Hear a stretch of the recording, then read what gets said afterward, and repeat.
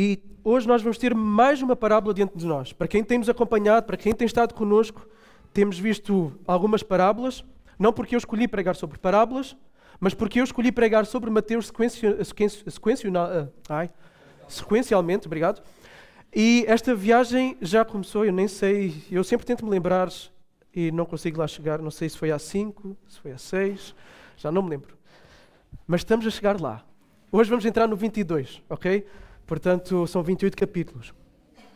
Agora, esta parábola que nós vamos ver hoje, todas as parábolas são histórias que Jesus conta a partir da vida real, ainda que por vezes Jesus acrescente coisas que parecem improváveis de acontecer na vida real, mas são histórias que Jesus conta com o objetivo de passar uma mensagem. Okay?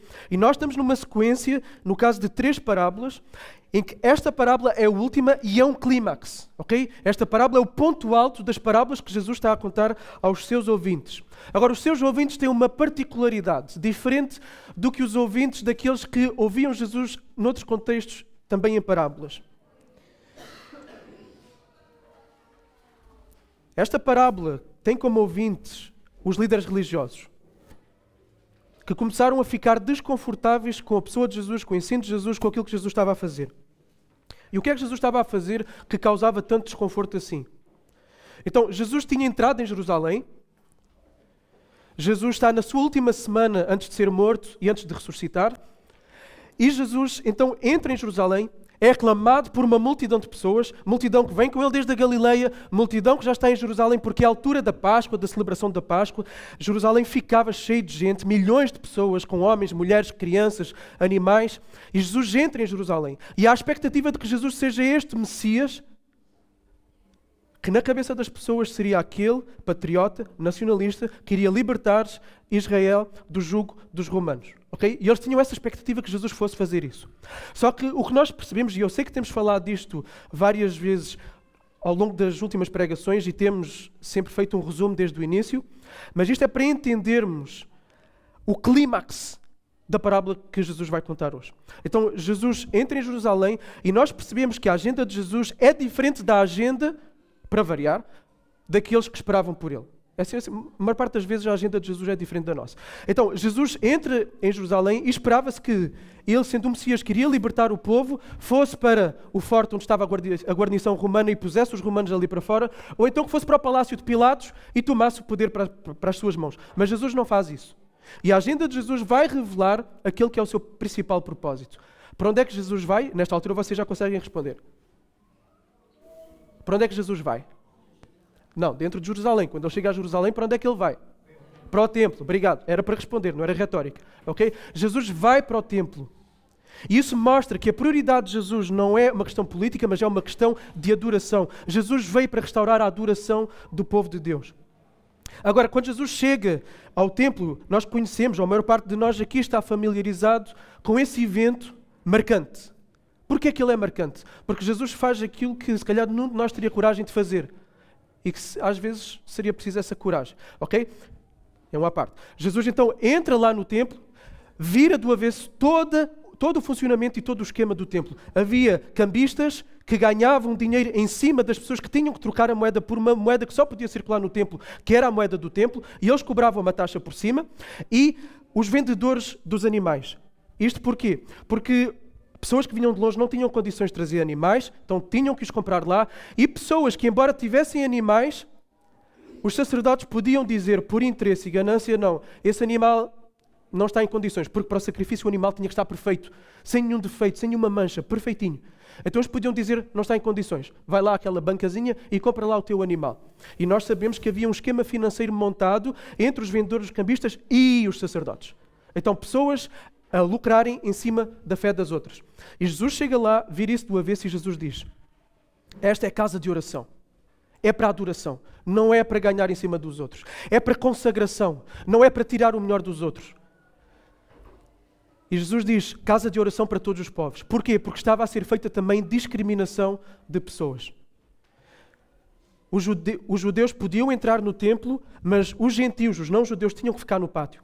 Mas havia discriminação por condição física também. Os doentes não podiam entrar no templo. Agora, isto não foi instituição de Deus. Isto foi coisas posteriores que eles mesmos instituíram. Então, Jesus vem para restaurar a adoração. E Ele cura aqueles doentes para que então eles possam ir adorar no templo. Okay? É isto que Jesus faz. E havia este movimento frenético, havia este barulho, havia esta aparência de adoração. E é por isso que o evento seguinte que vai ser relatado por Mateus é o encontro de Jesus intencional com uma figueira. Ok? Eu acho que a porta que dá aqui acesso a esta atrás está aberta. Alguém pode fechar, que o barulho está aqui a vir por trás. Okay? Obrigado, Fred. Então, Jesus vai ter um encontro com uma árvore. E Jesus vai falar com a árvore. E Jesus não é Pocahontas. Okay? Jesus vai falar com uma árvore. E o que é que Jesus vai dizer à árvore? Jesus vai fazer ali o primeiro e único milagre em que Ele não traz vida, nem traz bênção. Traz morte e traz maldição. Ele amaldiçoa aquela figueira porque Ele vê folhas em torno da figueira, a promessa de fruto. Só que Ele chega lá e fruto não há. Okay?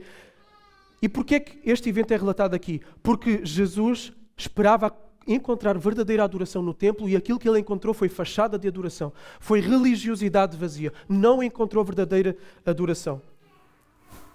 E pelas acusações que Jesus fez lá no templo, por aquilo que Jesus disse aqui com a figueira, pela popularidade de Jesus que era cada vez mais crescente, os líderes religiosos que amavam a si mesmos, os líderes religiosos que amavam a sua popularidade, os líderes religiosos que amavam o seu estatuto social, o seu poder político, a sua influência, estavam a ver que tudo isso ia-lhes escorrer por entre os dedos. E isso não podia acontecer. Então eles vão ter com Jesus. E é aqui que se inicia um debate que se vai agudizar e chegar na nossa parábola. E eles então vão pedir as credenciais de Jesus. Vão dizer: Jesus, calma aí, quem és tu? Quem é que te ordenou? Com que rabi é que tu estudaste? Com que autoridade é que tu vens para aqui falar e fazer as coisas que tu tens estado a fazer?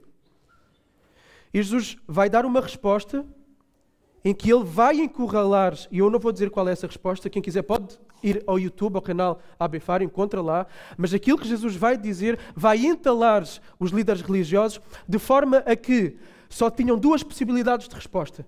E se dessem uma, ficavam mal vistos, e se dessem outra, também ficavam mal vistos. Então eles vão sair dali, quer dizer, eles não vão sair, vão continuar ali porque Jesus vai lhes contar outra história. Mas a verdade é que eles ficam envergonhados. Então Jesus vai contar 3 parábolas e todas elas têm o mesmo sentido, mas com um crescendo. Okay? E se acham que estar a fazer este resumo nas últimas pregações é dizer a mesma coisa uma e outra vez, então pensem nos líderes religiosos que estavam a ouvir Jesus dizer a mesma coisa 3 vezes, só que de formas diferentes e de uma forma cada vez mais pesada. Na primeira parábola nós vimos 2 filhos com o mesmo pai, e o pai dá uma ordem: vocês vão trabalhar na vinha. Um dos filhos diz: eu vou trabalhar na vinha. Dispôs-se logo. O que é que aconteceu? Não foi. O outro filho disse: não, eu não vou. E o que é que acontece depois? Ele vai. Quem é quem? Os líderes religiosos são aqueles que, à partida, conhecendo as Escrituras, deviam ser a inspiração, deviam ser o exemplo, deviam ser os guias, deviam ser os líderes do povo. Aqueles que à partida disseram sim, mas esse sim não passava de fachada. Na prática, não acontecia nada. E aqueles que à partida nunca seguiriam Deus e que à partida viviam vidas completamente longe de Deus, e Jesus vai usar as prostitutas e os cobradores de impostos, ouvem a mensagem de João Batista, arrependem-se e passam a amar Jesus e passam a ter uma vida justa, uma vida de amor a Jesus. E na semana passada nós vimos a parábola onde um proprietário constrói uma vinha, arrenda essa vinha a lavradores e depois ao fim de um tempo ele envia servos para que esses lavradores possam trazer a colheita para ele. Eles ficariam com uma parte, como fruto do seu trabalho, mas o resto da colheita iria para o proprietário. Mas o que é que acontece? Eles não quiseram devolver o fruto. E o que é que fizeram? Maltrataram os servos enviados pelo proprietário. Agora, nós vimos que isto teria sido absolutamente suficiente para acontecer o que acontecia naquela altura neste tipo de situações. Um proprietário destes teria um quartel com mercenários que logo seriam enviados e colocariam no lugar aqueles trabalhadores. Mas nós vimos o proprietário não fez isto. O que é que ele fez? Envia mais servos, em maior quantidade. O que é que acontece? O mesmo resultado. E aqui o judeu vai começar a ficar escandalizado e vai começar a tremer das pernas, porque ele vai dizer: como é que é possível? Este homem agora vai pôr um ponto final nisto. Só pode, tem que pôr um ponto final nisto. Mas o que é que o proprietário faz? Envia o seu próprio filho, esperando, pode ser que eles honrem o meu filho. Mas não é isso que acontece. Os lavradores viram aí a oportunidade de se apoderarem das terras e por isso pegam no filho e matam-no fora da vinha. Da mesma forma que Jesus será morto fora da cidade. Então, se o bom senso, e esta foi uma das coisas que nós tiramos, se o bom senso é ultrapassado na benevolência demonstrada pelo proprietário, a loucura completa é atingida por quem despreza essa benevolência. Okay? Se para nós é difícil de entender como é que alguém pode ser tão bom para quem o trata tão mal, maior loucura é desprezar uma graça tão grande. E este foi um dos pontos principais.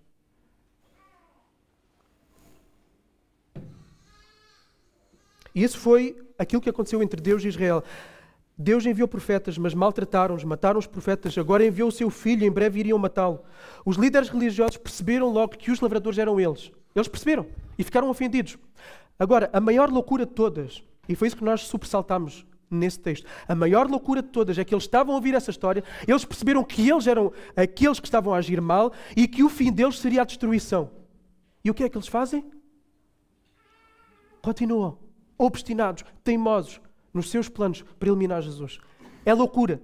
É loucura. E por isso o reino de Deus seria dado a outros. É o que Jesus diz. Jesus estava prestes a inaugurar o seu reino com pessoas de todos os povos, a igreja. E por isso nós vimos que o amor de Deus, a graça de Deus é derramada de forma contínua na nossa vida. Graça sobre graça. Mas tantas vezes nós cuspimos nela. Tantas vezes nós vivemos uma religiosidade vazia. Tantas vezes nós vivemos sem fruto. Tantas vezes nós não devolvemos esse amor. Tantas vezes nós vivemos e guardamos pecados conscientes, persistentes. E isso demonstra o quê? Isso demonstra nada mais, nada menos do que ingratidão. Desprezo. Desprezo por tanta graça que tem sido derramada. Foi isso que nós vimos. Mas nós vimos também que há consequências diante da loucura, que é ignorar, desprezar ou hostilizar a graça de Deus. E algumas dessas consequências são irreparáveis e atingem-nos emocionalmente, espiritualmente, fisicamente, socialmente. E algumas, infelizmente, são irreparáveis. Há dívidas que não são possíveis de voltares a pagá-las. Há casamentos que não se voltam a construir. Há feridas que, embora possam ser perdoadas, mancham o relacionamento. Há coisas que quase se tornam irreparáveis, a não ser um milagre de Deus. E mesmo assim, Deus por vezes deixa a consequência, como deixou com David. Então, não abraçar a vida que Deus pede de nós, uma vida de intenso, completo amor a Deus, completo amor ao próximo, é um ato de loucura. Loucura. E a parábola de hoje tem muitas semelhanças, muitas semelhanças. Podem perguntar, então porquê é que não pregaste as duas parábolas numa só? Okay? Porque Jesus não contou duas parábolas numa só. Jesus contou mais uma parábola para os mesmos ouvintes. Vocês são os mesmos ouvintes, vão ouvir mais uma parábola. Ok? Ainda que o tom seja o mesmo que o anterior. Ok? Cada parábola, porque é isto que nós temos que entender. Cada parábola que Jesus contou aos seus ouvintes era o que? Era uma nova oportunidade de mudarem e de agirem em função daquilo que Jesus queria que eles fizessem. Então, cada parábola que nós vamos ouvir aqui é uma nova oportunidade de nós mudarmos de facto. Então, não vamos levar esta parábola, esta mensagem, as aplicações que nós vamos tirar de ânimo leve. Vamos levá-las com seriedade, porque, mais uma vez, Jesus está a falar à nossa igreja uma mesma mensagem, mas com um peso maior que ele vai dar nesta parábola. Ok? Então vamos ler o nosso texto. Mateus 22. Alguém pode trazer água, por favor? Mateus 22.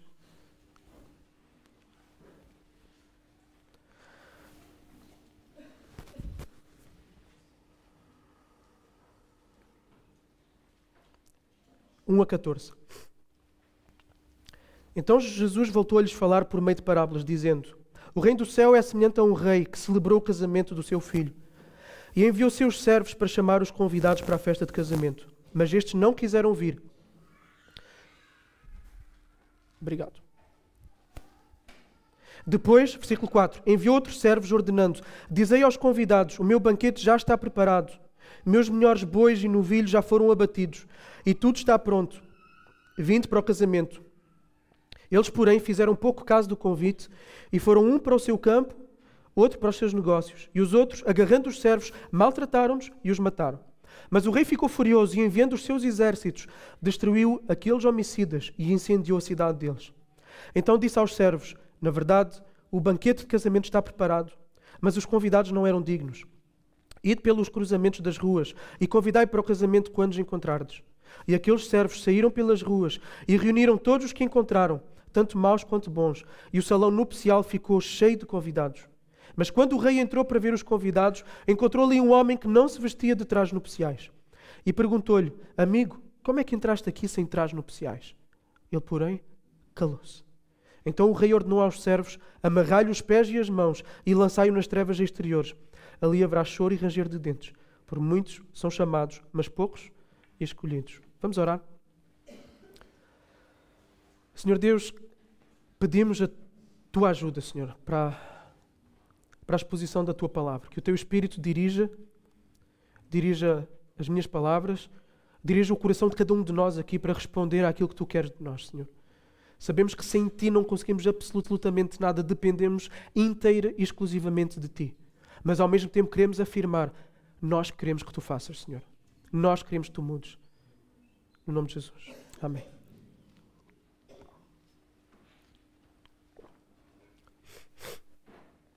Temos então um rei que prepara uma festa de casamento para o filho. Agora, as festas de casamento, Isamara, acho que podes copiar esta festa de casamento, está bem?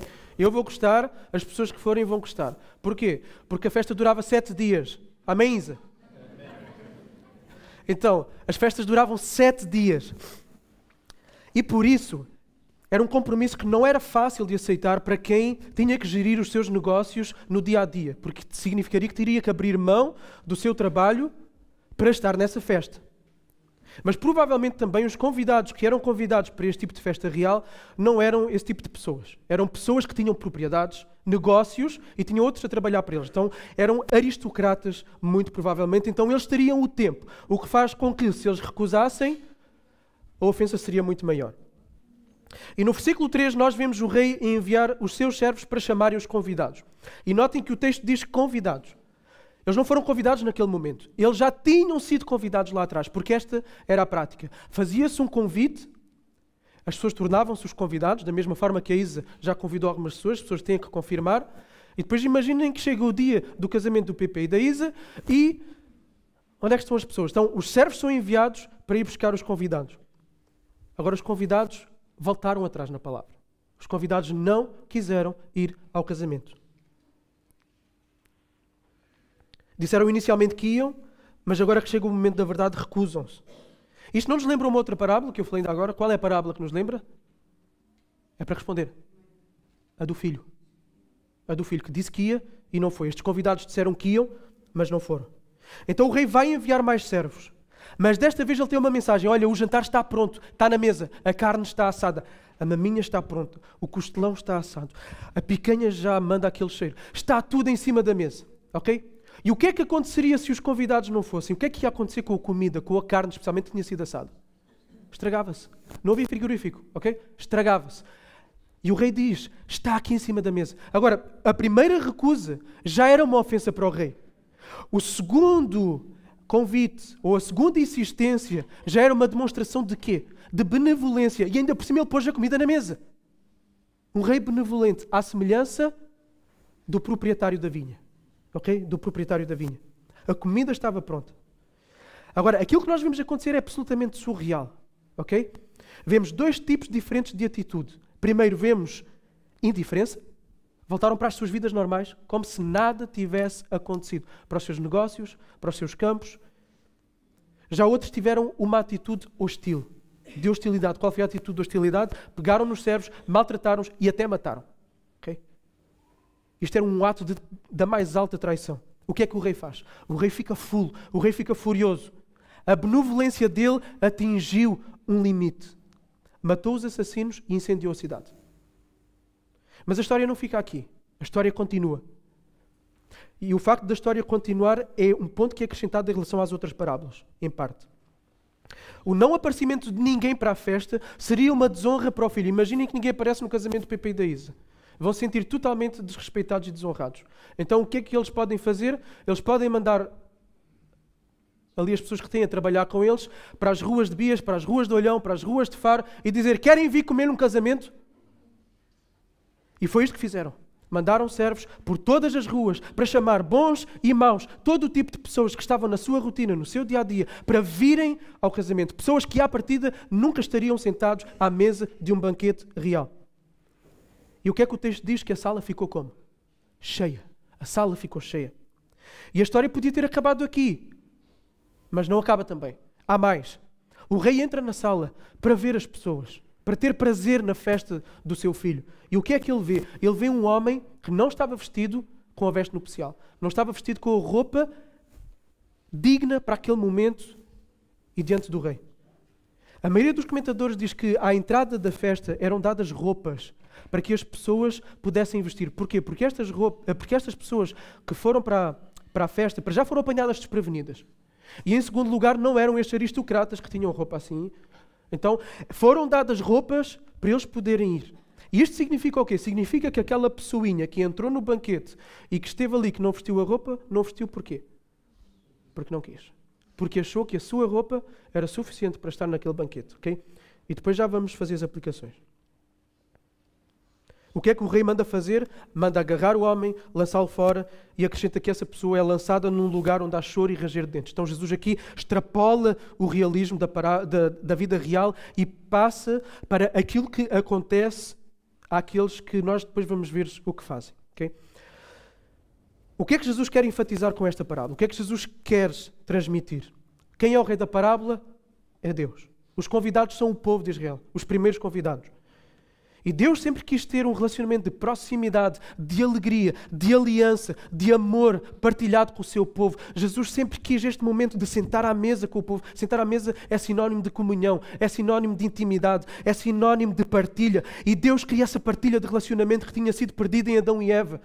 E Ele então escolhe um povo com quem Ele pode ter este relacionamento. E o povo de Israel, e aqui no caso específico, os líderes religiosos, à partida disseram que sim, havia uma aliança com Deus desde lá do início do Antigo Testamento, que Deus faz com Abraão, mas eles recusam. Desde o início desse desejo de comunhão da parte de Deus, Israel demonstrou dureza no coração. Havia sempre um remanescente, sim, havia sempre aqueles que queriam ter um relacionamento com Deus, mas como nação geral, na maioria, foram rejeitados os sucessivos convites de Deus. Israel fez isto. Rejeitou sucessivamente. Deus enviou os profetas, mas foram maltratados, foram mortos. E esta mesma ideia de Jesus que passa aqui vem da outra parábola anterior.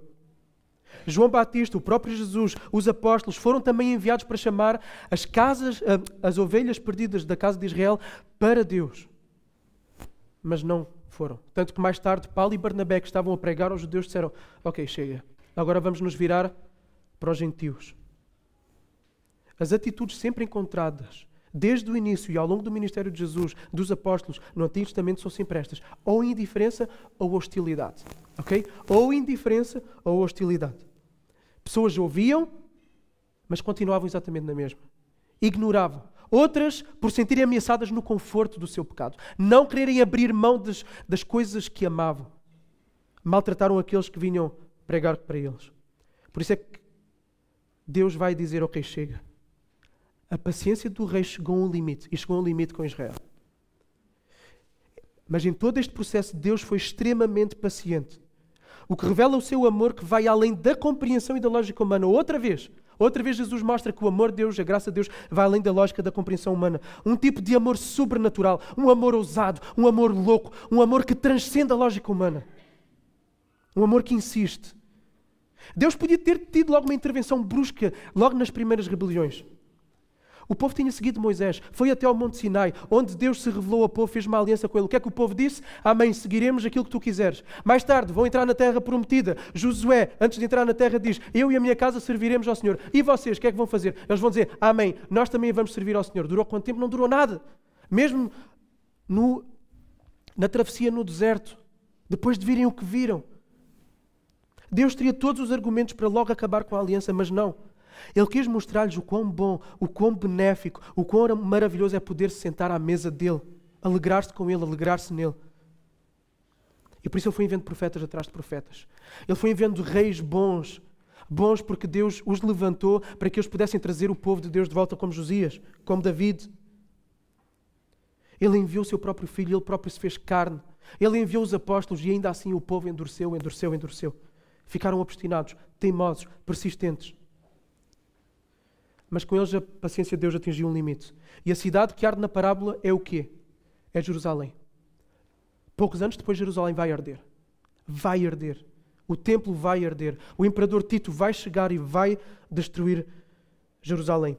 O historiador Joséfo, uma testemunha ocular, ex-combatente de Israel daquela altura, ele escreve assim, e tentem visualizar a coisa para se tornar mais vívida. Enquanto o santuário ardia, não houve compaixão pela idade, nem se mostrou respeito pela hierarquia. Ao contrário, as crianças e os idosos, leigos e sacerdotes eram igualmente massacrados. O imperador ordenou que a cidade inteira e o santuário fossem arrasados até ao chão, com a única exceção das torres mais altas e parte do muro que cercava a cidade no lado ocidental. Um arraso completo. Pelo facto dos judeus terem recusado a Cristo, outras pessoas em grande número foram trazidas para o banquete. Pessoas improváveis. Pessoas que nunca à partida fariam parte de um banquete com Deus. E é isto que esta parábola mostra. Pessoas improváveis sentam-se à mesa de Deus. Isto não significa que os judeus estavam excluídos. Vários judeus posteriormente se converteram, mas foram uma minoria. A verdade é que o salão encheu de gente improvável. Agora, um dado novo é o que acontece a seguir. Nem todos os que entram no banquete entram como deveriam. Okay? Houve um que desafiou a graça do rei ao não vestir-se com as vestes que devia. Os fariseus não atendiam à chamada de Jesus, mas houve um grupo de homens que atendeu à chamada de Jesus, mas não era por fazer parte dos seguidores de Jesus que de facto era verdadeiramente seguidor de Jesus. Estamos a falar de quem? Judas. No banquete, mas sem as vestes da justiça de uma vida que de facto segue Jesus. O que Jesus está aqui a fazer com os religiosos e conosco novamente é mostrar que a impenitência, a obstinação, a teimosia em não se fazer aquilo que sabemos que devemos fazer, presta atenção, em não fazermos aquilo que sabemos que devemos de fazer, e a obstinação, a teimosia, a persistência em fazermos aquilo que sabemos que não deveríamos de fazer, pode ter um resultado terrível e destruidor. Jesus está a dizer isto aqui. E Jesus está a dizer porquê? Jesus está a dizer isto por graça. E é isto que temos que entender. Não é porque Ele é mesquinho, não é porque Ele é mau, mas é por graça que Ele uma vez está a dizer e está a alertar. E é impossível não trazermos de novo aqui a ideia de que a graça de Deus é derramada continuamente sobre nós de várias formas, de várias manifestações, continuamente todos os dias. O povo de Deus, o povo de Israel viu isto ao longo da sua história. Nós falámos disso na semana passada, como eles foram libertos do Egito. Gente, quem nos dera ter vivido aquilo que eles viveram? As pragas que caíram sobre o Egito. O mar que se abriu, eles puderam passar em terra seca. E como eu disse na semana passada, se eu tivesse vivido naquela altura, eu tinha sido o maior dos crentes. Eu estava do lado de Moisés a apoiar em tudo aquilo que ele faria e diria. Não, nós seríamos iguais. Ver a coluna de fogo, ver o maná todos os dias, ver as codornizes a vir, ver tudo aquilo que eles viram. Graça sobre graça sobre graça. Mas ainda assim reinava a murmuração. Ainda assim reinava a ingratidão. A falta de amor. A indiferença e a hostilidade até, porque eles quiseram matar o líder, Moisés. Hostilidade. Eles eram viciados neles mesmos. Eles só pensavam neles. Não temos água, não temos comida. A comida do Egito é que era melhor. Eles só pensavam neles mesmos. E é isto que o pecado faz. O pecado faz com que a pessoa só se centre nela própria. E esta é a loucura do pecado. Ela cega para a bondade, para a graça de Deus, que é palpável. É visível todos os dias. O pecado faz com que a gente não veja aquilo que é óbvio da parte de Deus à nossa frente. O pecado é de forma viciante e agudizante, estupidifica a nossa alma. O pecado estupidifica a nossa alma. Quando nós estamos em pecado, quando nós estamos tão obcecados e vamos atrás das tentações que são colocadas à nossa frente, depois de nós cairmos, nós pensamos, e eu disse isto a semana passada, eu sei que me estou a repetir, mas eu quero enfatizar isto aqui. Nós perguntamos, como é que é possível eu ter feito isto? Como é que é possível eu ter dito isto? Que coisa tão estúpida. Pois é, mas o pecado faz isso connosco. O pecado persistente estupidifica a alma. E Provérbios fala disso. Muito disso.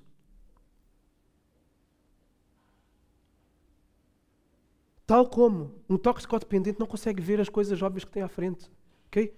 Um toxicodependente, e alguns aqui já trabalharam ou trabalham com toxicodependentes. O toxicodependente, de tão obcecado que está com o seu consumo, é capaz de desprezar, de ser ingrato, de roubar e até maltratar aqueles que o trouxeram à luz, aqueles que o amam e que ainda assim, vez após vez, vão sendo pacientes e muitas vezes até se deixam abusar pelos próprios filhos por causa de um amor, de um coração de um pai e de uma mãe. Mas o pecado faz isso, o pecado faz a mesma coisa que uma droga, porque o pecado é uma droga, é um vício em nós mesmos, para a satisfação das nossas próprias vontades, necessidades e desejos. Mas Deus é longânimo. Deus é paciente. A graça dele surpreende sempre. A palavra diz, onde abunda o pecado, superabunda a graça. Mas a paciência também tem limites. De Deus não se zomba. Aquilo que nós semeamos também ceifaremos. Okay? É o que Paulo diz aos Gálatas. Faraó podia não ter visto o seu filho morrer. Faraó podia não ter visto o seu filho querido. E quem aqui tem filho consegue imaginar um pouco, uma percentagem pequena, do que é ver um filho ser-lhe arrancado das mãos. E Faraó podia não ter visto o seu filho morrer se ele tivesse cedido àquilo que Deus estava a dizer para ele fazer. Saúl podia ter tido um fim diferente do que um suicídio se ele tivesse apoiado o reinado de David. Se a certa altura ele tivesse dito, sim, é verdade que eu falhei, é verdade que eu não mereço mais o reino, e é verdade, tu levantaste isto aqui, eu vou apoiá-lo, eu vou dar força a este homem. Ele podia ter tido um rumo completamente diferente. O melhor amigo de David, Jonatas, podia estar vivo. Mas consequências terríveis chegaram. A paciência de Deus teve limite. As igrejas das 7 cartas do Apocalipse, o pastor Rafael pregou há 2 semanas sobre uma delas, sobre Éfeso. Jesus disse, faz isto, ou então eu virei sobre ti e tirarei o candeeiro. E a verdade é que nós vemos que as igrejas do Apocalipse, aquelas 7 igrejas, não existem mais. Jesus fecha portas de igrejas que não vivem com comunhão com Jesus, em que Jesus bate à porta e elas não abrem a porta. Jesus fecha igrejas. E eu trouxe estatística da outra vez, que de 2000 a 2017 em Portugal fecharam 700 igrejas. A nossa igreja pode ser uma das igrejas que vai poder estar na estatística, se não amarmos Jesus e ao nosso próximo. Paulo escreveu, desprezas as riquezas da sua bondade. Desprezas as riquezas da sua bondade. Tolerância, paciência. Ignorando que a graça de Deus te conduz ao arrependimento. Será que vais continuar a desprezar isto? É isto que Deus pergunta. Agora, Deus não tem prazer em quem se mantém duro e resiste ao seu amor. Ezequiel diz, por acaso tem algum prazer na morte do ímpio? Diz o Senhor Deus, por acaso não desejo que se converta dos seus maus caminhos e viva? Deus não tem desejo que a sua paciência chegue a um limite. Deus não tem, mas Deus tem que preservar aquilo que são os seus valores, aquilo que Ele próprio é. Deus é amor, Deus é fidelidade, Deus é verdade, Deus é paciência. E quando isso é constantemente maltratado para preservação do amor, da glória, da verdade, da fidelidade de Deus no mundo, Deus tem que pôr um ponto final a isso. E nesta manhã, podemos ter quem não se afirme seguidor de Jesus aqui. E eu gostava que, se tu és um desses que me dizes, não, eu ainda não sou seguidor de Jesus, eu não sou seguidor de Jesus, que tu penses bem nesta manhã. Podemos ter aqui no nosso meio quem não queira seguir os caminhos de Jesus, quem esteja a resistir aos caminhos de Deus. Agora, se tu és um desses, deixa-me dizer que há quanto mais tempo ouves a boa notícia de que Jesus viveu a vida perfeita, de amor perfeito a Deus e ao próximo, que tu nunca conseguirás viver, e que morreu a morte que tu merecias morrer, há quanto mais tempo tu ouves isto, quantas mais vezes tu ouvires isto e não te arrependeres, mais estás a lutar com a paciência de Deus. E um dia vai chegar ao fim. E um dia Deus vai te deixar entregue ao teu próprio endurecimento. Não queiras chegar aí. Não queiras. Não queiras chegar aí. Mais grave ainda, e pode haver aqui também, mais grave ainda, é aqueles que nasceram numa família cristã. E desde pequeno tu tens ouvido. E isso é uma graça, ok? Isso é uma graça que a maior parte das pessoas neste planeta não têm, ok? Muitas pessoas estão aqui não nasceram numa família cristã, como o Marcelo disse há pouco, ok? É uma graça que a maior parte das pessoas não têm. Uma família cristã temente a Deus, que procura, no meio dos seus altos e baixos, no meio das suas imperfeições, mostrar Cristo, mostrar o Evangelho, mostrar aquele que é o melhor caminho, amar a Deus com todo o coração, com toda a alma, amar ao próximo. Tu podes ter nascido numa família assim, então tu estás a receber graça sobre graça. Quanto mais anos se passam, mais tu estás a resistir a essa graça que Deus te demonstra. Até quando vais resistir e lutar com Deus? Até quando? Tens ouvido as boas notícias do Evangelho na igreja quando vens com os teus pais? Semana após semana. Foste aos acampamentos, vais aos acampamentos, mês após mês, vês o Evangelho palpável, palatável, sensível, que se pode tocar, que se pode cheirar, que se pode beber por meio do pão e do vinho. Tu vês o Evangelho de várias formas, de várias manifestações, e ainda assim tens endurecido o teu coração. Não endureças mais o teu coração. Para. O fim vai ser trágico. O fim é trágico.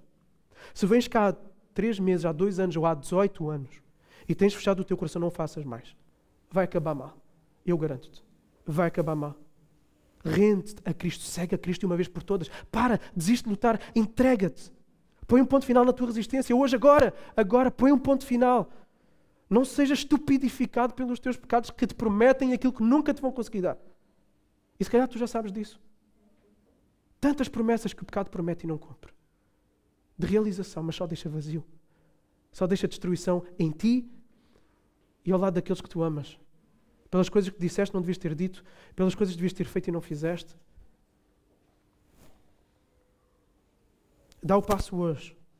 E a minha oração é que Deus te atinja na coxa, como atingiu Jacó, e Jacó prostrou-se e disse: eu me rendo, tu venceste. Diz a Jesus hoje: tu venceste, eu não quero lutar mais. Vem a mim, eu não quero lutar mais. Diz a Jesus isso hoje. Pode ser a última oportunidade que estás a ter esta pregação. Pode ser a última. Amanhã a tua cidade pode arder. É mais uma graça que Deus te dá. Porque Deus é Deus de graça sobre graça sobre graça. E a graça de Deus sempre nos surpreende. E este é o outro ponto. Aqueles homens espalhados pela rua estavam a viver a sua rotina normal do dia-a-dia. No vai e vem, para casa, para o trabalho, ter com os filhos, etc. E são surpreendidos por um convite que nunca na vida esperariam. Surpreendidos pela graça. E é isto que a graça faz. A graça surpreende. O apóstolo Paulo é um exemplo perfeito de alguém que completamente foi apanhado, desprevenido, surpreendido pela graça. Ele estava a perseguir a igreja em cima de um cavalo e a graça aparece-lhe à frente. Jesus interceptou nas suas perseguições e Deus manifestou a sua glória diante de Paulo com todo o seu conhecimento que ele tinha. Ele nunca tinha vivido nada como aquilo. Ele tinha conhecimento teológico, ele nunca viveu nada como aquilo. Ver a glória da bondade, da beleza, da majestade, da verdade, da fidelidade, do amor, da perfeição de Deus na face de Jesus Cristo. Ele nunca viu isso naquilo que ele leu. Nunca viu. E Jesus aparece-lhe em glória de tal forma que ele fica cego. Apanhado, desprevenido pela graça. Paulo, improvável, completamente improvável, tão improvável que os apóstolos tiveram dificuldades em recebê-lo no início. E essa é a evidência de alguém que de facto foi alcançado pela graça. Fica surpreendido. Sente que foi atropelado pela graça. Sente que caiu do cavalo. Okay? Recebe um convite que nunca esperaria receber. A evidência de alguém que de facto foi alcançado pela graça é que sabe por experiência que a graça não é chão comum. A graça não é o chão comum que nós pisamos todos os dias. A graça é um terreno fértil de surpresas. Porque a graça sempre nos surpreende. Sempre nos surpreende. E porquê surpresa? Porquê é que a graça é uma surpresa? Porque a graça faz coro com um homem na Bíblia que tem uma das afirmações mais belas, a meu ver. Mefibosete. Surpreendido pela graça. Daquele que tinha todo o contexto, que tinha tudo para mandar matar, porque ele era filho do seu maior adversário. Mas ele chama-o para sentar à mesa para sempre. Ele diz, e o texto diz assim, 2 Samuel 9, 1-8. Podem ouvir só. Então Davi perguntou: ainda resta alguém da família de Saul para quem eu possa fazer o bem? Olhem só, Davi, o coração de Davi. Isto é o coração de Deus. Por amor a Jonatas. Havia um servo da família de Saul chamado Ziba. Levaram-no à presença de David. O rei lhe perguntou: tu és Ziba? Ele respondeu: teu servo. O rei prosseguiu: não existe alguém da família de Saul para quem eu possa demonstrar a bondade de Deus? Então Ziba disse ao rei: ainda há um filho de Jonatas, aleijado dos pés. O rei lhe perguntou: onde é que ele está? E Ziba respondeu ao rei: está na casa de Maquir, filho de Amiel, em Lodebar. Então o rei Davi mandou trazê-lo da casa de Maquir, filho de Amiel, em Lodebar. Então Mefibosete, filho de Jonatas, filho de Saul, veio a David e se prostrou com o rosto em terra e fez-lhe reverência. Davi perguntou: Mefibosete? Ele respondeu: aqui está teu servo. Então David lhe disse: não temas, porque certamente serei bondoso para contigo por amor de Jonatas teu pai, e te restituirei todas as terras de Saul teu pai, e tu sempre comerás à minha mesa. Então Mefibosete lhe fez reverência e disse aquilo que todos que são surpreendidos pela graça devem dizer: quem é o teu servo para atentares para um cão morto como eu? Mefibosete não esperava isto, absolutamente. E se tu que estás aqui nesta manhã e tens sido alcançado pela graça, tens de ter o mesmo sentimento. Dizer, como eu, porque eu, Senhor, eu não mereço nada disso, como eu. Quem vê mais a graça do que o mérito, e prestem atenção nesta afirmação, quem vê a graça mais do que o mérito, surpreende-se mais com as coisas boas que lhe acontecem do que com as coisas negativas que lhe chegam à vida. Agora, quem está sempre a reclamar, quem está sempre a murmurar, quem está sempre com ingratidão, é uma pessoa que não vê graça e que olha só para o mérito. E por isso acha que devia de receber coisas boas e quando recebe coisas más reclama. Isto é quem não entendeu a graça. Isto é quem não foi atropelado pela graça. Se temos noção de que nunca seríamos aqueles que se sentariam à mesa do Rei, por meio do convite que nos é feito em Cristo, se temos noção, então devemos ficar absolutamente pasmados, surpreendidos. Não devemos tratar isso como um chão comum, como um chão banal. Estarmos à mesa do Rei, estarmos diante de Jesus, como estivemos nesta manhã a cantar de forma maravilhosa. Agora, isto não é só uma surpresa intelectual. Isto não é só ortodoxia, ok? Isto não é só doutrina no lugar certo, porque nós podermos ter na nossa cabeça a articulação das verdades do Evangelho. Não é só isso. É todo o ser se deixa fascinar e surpreender e maravilhar pela graça. Como disse o Marcelo, mexe connosco. Tem que mexer. Tem que mexer, é mais do que intelecto. É ser-se atropelado e ficar sem reação. A glória da beleza que existe em Cristo, em toda a sua majestade da verdade, da bondade, da fidelidade, da misericórdia, da justiça, da paciência, da alegria, da doçura, da consolação, da cura, da restauração, do poder, faz-nos cair do nosso cavalo da autojustiça, do egoísmo, do orgulho. Tem que nos fazer cair do cavalo. Se não faz, é porque não tivemos um encontro com graça. Não tivemos.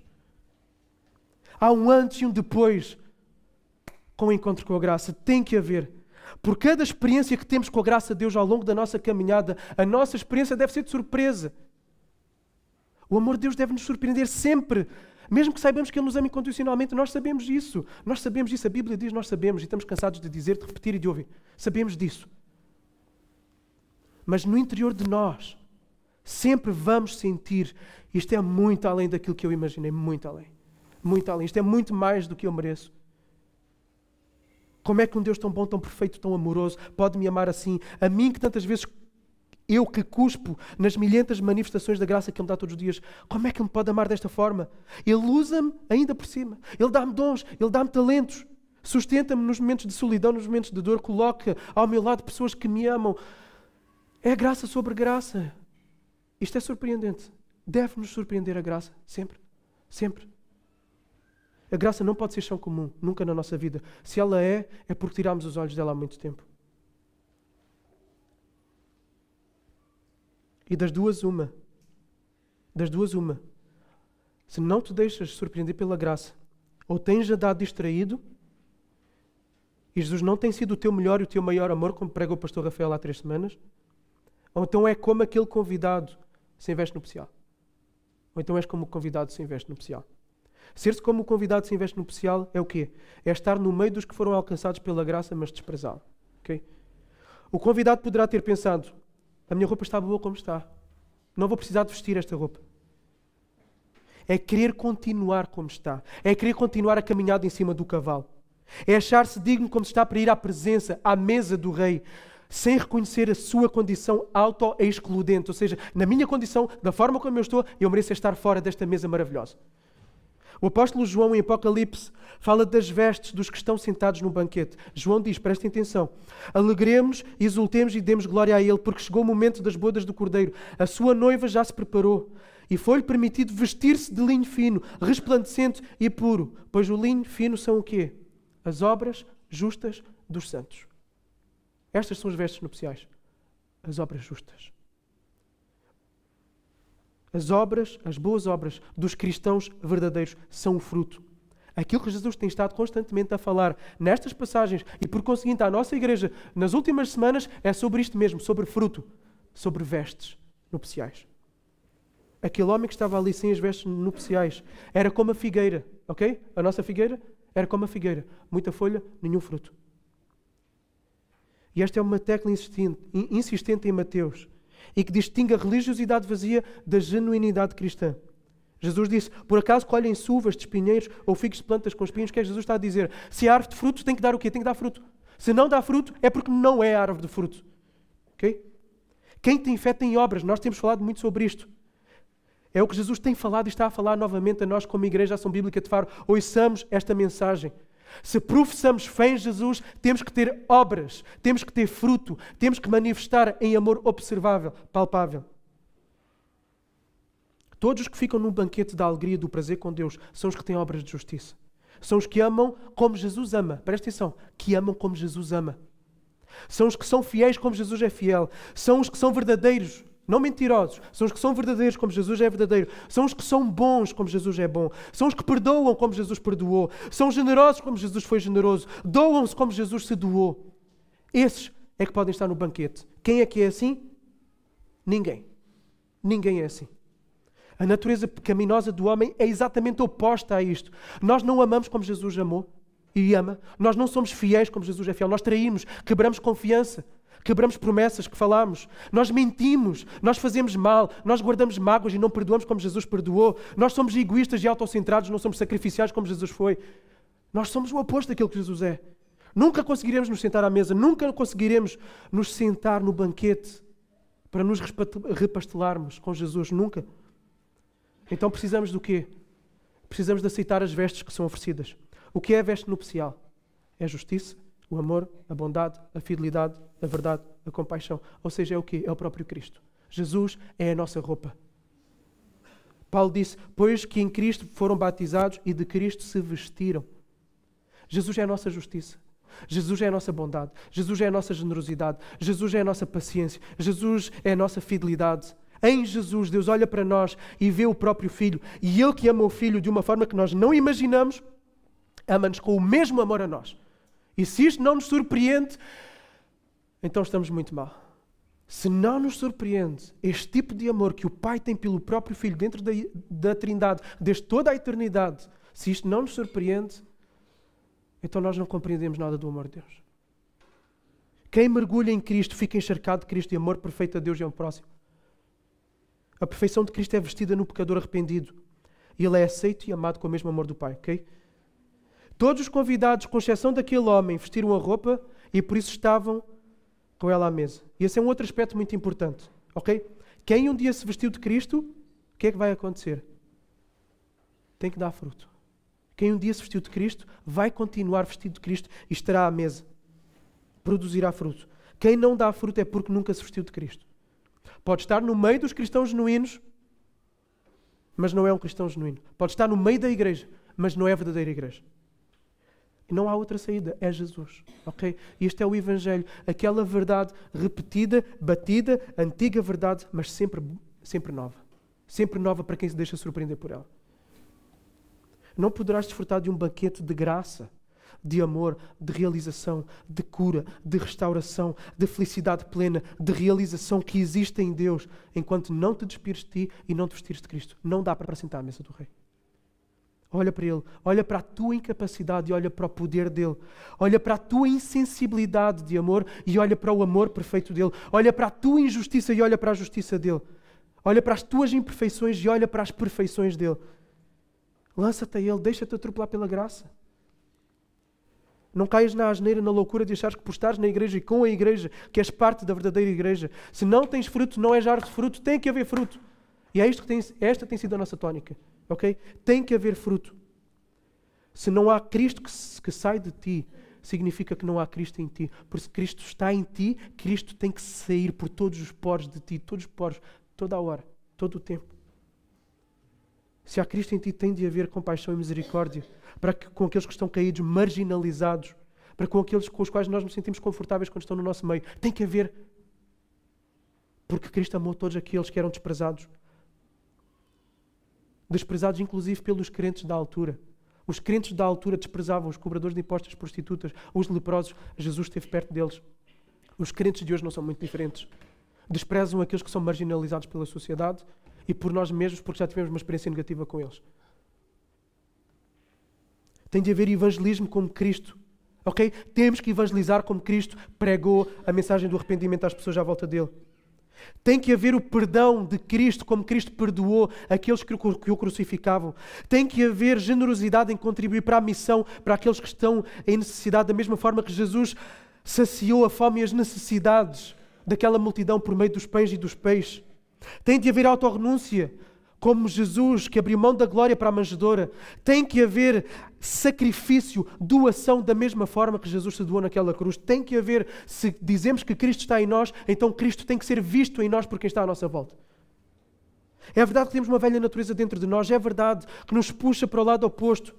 Mas o teu espírito, se de facto tu nasceste mesmo de novo, tu vais ficar incomodado, tu vais ficar insatisfeito, tu vais ficar inquieto, enquanto não te doares por completo a Deus e ao teu próximo. Enquanto não orares mais, enquanto não passares mais tempo na presença de Deus.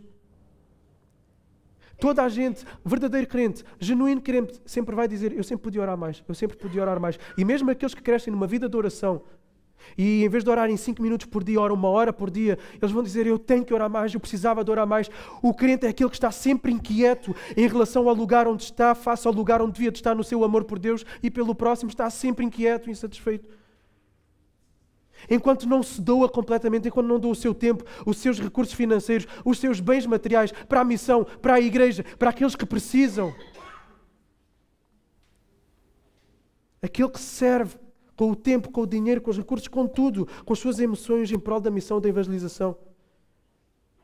E que não se poupa em tentar melhorar a vida das pessoas que se cruzam com ele. Mas aquilo que nós fazemos tantas vezes é só procurarmos melhorar a nossa vida e, se possível, ainda usamos os outros. É ou não é? A nossa preocupação é totalmente inversa. Isso não é ser como Cristo. Jesus não tinha onde reclinar a cabeça.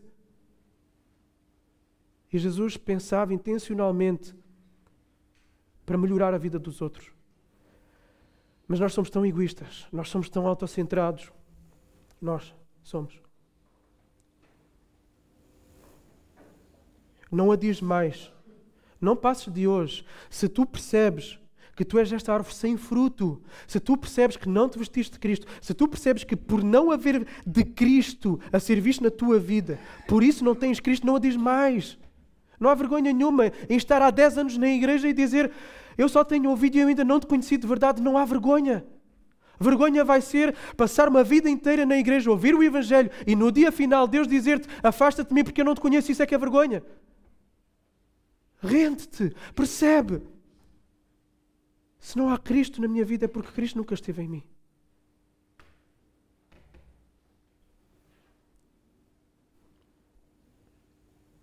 E nós temos ouvido isto várias vezes aqui, ultimamente.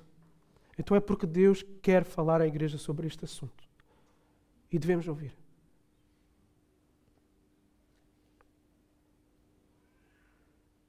Devemos ouvir.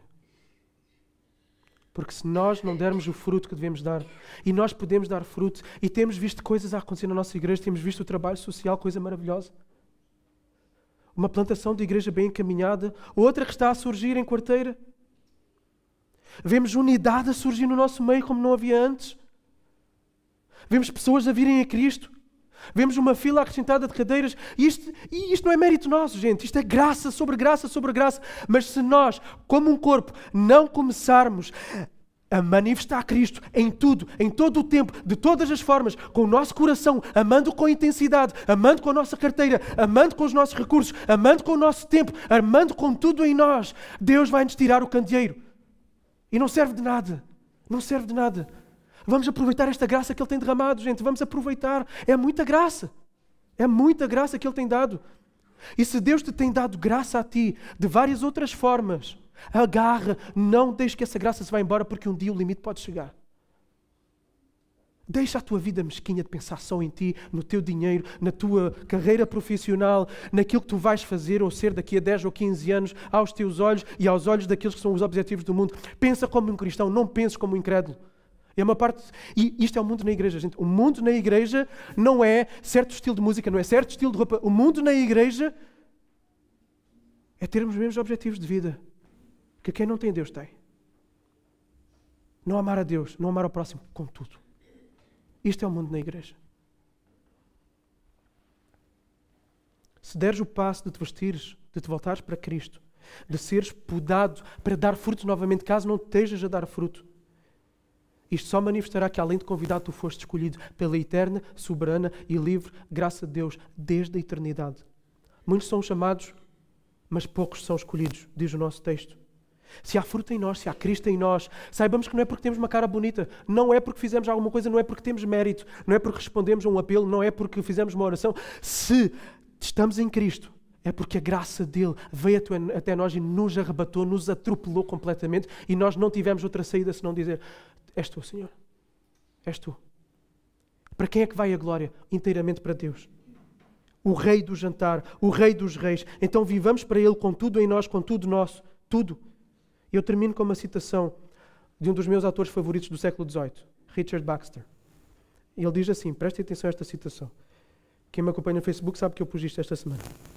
Diz assim: tal como eu não consigo te igualar nas tuas obras poderosas, nem fazer ou preservar ou governar o mundo, também não te consigo igualar em amor. Ele está a dizer, tu tens estes atributos maravilhosos do poder, da força, da omnipresença, eu não te consigo igualar, igualmente eu não te consigo igualar no amor. Ele diz, não, Senhor, eu me rendo, fui vencido, que bendita conquista. Vai vitoriosamente, Deus, prevalece, triunfa no teu amor. O cativo do amor proclamará a tua vitória. Quando me liderares em triunfo da terra para o céu, da morte para a vida, do tribunal para o trono, eu mesmo e todos os que estiverem a ver reconhecerão que prevaleceste no teu amor e dirão, olhem como Ele me amou, olhem como a graça dele me atropelou. Toda a glória seja dada ao Rei dos Reis, que nos chama e nos faz sentar no banquete. E nós vamos estar no banquete agora mesmo, e por isso eu deixei a ceia para o fim. O banquete, este é o banquete.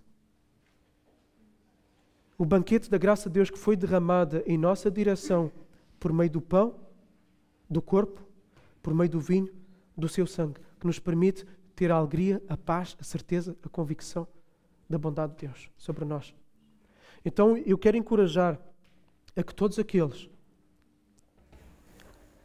que sabem que vestiram as vestes nupciais, que sabem que vestiram Cristo, que sabem que mostram Cristo na sua vida, que venham à mesa e tomem com gratidão do coração o pão e o vinho.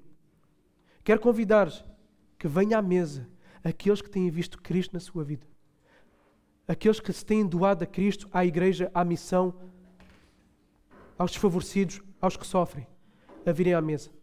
Agora, se tu não tens sido assim, eu convido-te a não adiares para a próxima ceia, mas no teu coração dizeres, Jesus, chega, é hoje. O teu amor me venceu. A tua graça me surpreendeu uma vez mais nesta manhã. Eu quero provar, eu quero sentir a tua graça novamente. Eu quero dar fruto. Doa tudo e vem à mesa. Vem à mesa. Tomar o pão e o vinho. Ok? Vamos ter uma palavra de oração. Senhor Jesus, é graça sobre graça aquilo que Tu fazes connosco, aquilo que Tu fazes em nós, aquilo que Tu fazes através de nós, é graça sobre graça sobre graça. E nós somos tão cegos que não vemos 90% dessa graça. Abre os nossos olhos para que vejamos mais da Tua graça. Que sejamos curados, Senhor, como Jesus diz numa das cartas também ao Apocalipse, pelo colírio que Tu tens para dar, para que nós vejamos, que nos vistamos com as roupas que Tu tens para nos dar também, como Tu dizes numa das 7 cartas ao Apocalipse. Senhor, ajuda-nos. Ajuda-nos a dar fruto. E perdoa-nos a nossa obstinação tantas vezes nas coisas que sabemos que não devíamos de fazer e fazemos, e nas coisas que sabemos que devíamos de fazer e relutamos em tomar decisões e resoluções para fazer. Ajuda-nos, Senhor. Dá-nos essa graça. Senhor, está aqui alguém nesta manhã que nunca foi atropelado pela graça, que hoje possa ter sido o dia do atropelamento, Senhor. E o Teu Espírito Santo brilhe no seu coração com tudo. E, Senhor, eu peço-te que possamos desfrutar do pão e do vinho e nos banquetear e ter prazer de verdade, Senhor. Ter prazer de verdade em Ti. Obrigado pelo sangue derramado, pelo Teu corpo moído, Senhor. E ajuda-nos a dar fruto. No nome de Jesus. Amém.